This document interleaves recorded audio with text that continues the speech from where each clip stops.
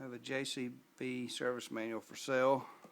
It's for a 2CX 210S backhoe, used, part number 9805006-3, I believe.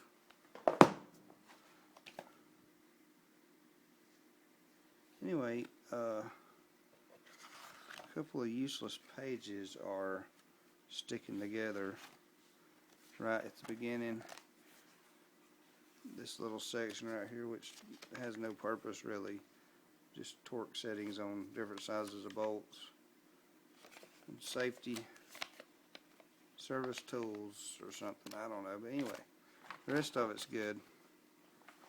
Got hydraulics, engine, all kinds of details. So there's nothing wrong with it. I mean, this doesn't do anything, this section right here.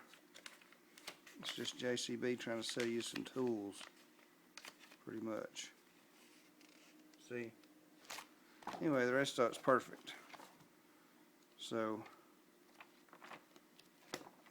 Planetshapers@yahoo.com. PLANETSHAPERS, zip code 30512, Northeast Georgia, 706-781-8221. It's my phone number. I accept text messages. Give me your email and stuff.